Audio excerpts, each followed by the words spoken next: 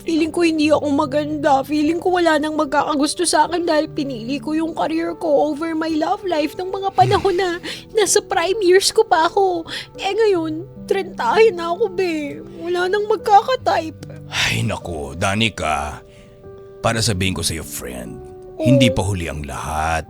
Ang 30 anyos, napakabata pa niyan. Siguro masyado ka lang nagmamadali at nape-pressure kasi baka may nakikita ka iba mga kakilala mo, iba pa nating friend na ganito na ganyan ang nakamit sa buhay at sa kanilang love life sa ganitong edad.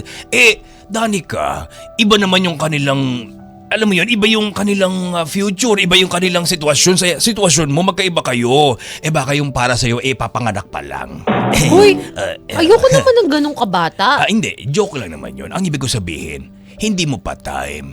Huwag mo madaliin yung mga bagay-bagay na, alam mo yun, na hindi pa hinog para sa panahon mo. Well, alam mo, Diba? tama naman nga. Tamo. At saka, marami naman din mga biyaya sa buhay ko na madalas hindi ko na ipagpapasalamat, di ba? Yung tama. mga biyaya na dinadasal lang ng iba pero Correct. ako, araw-araw kong na-enjoy. Correct. At pakiramdam ko kulang ang buhay nang dahil lang walang lalaki. Ay nako. Hindi nun masisira yung kumpiyansa ko sa buhay. Ito ako, Ay, di ba? HR ako and I should be in Boracay, in Siargao, Correct. enjoying my time, my Correct. life. Yun naman pala Malulungkot ako nang Tama. dahil wala akong jowa. Tama. Diba? I may not have the love of my life right now with me, Well, at least, diba? Tanong mo, sagot mo. pero I Tanong have the ka. resources. Exactly.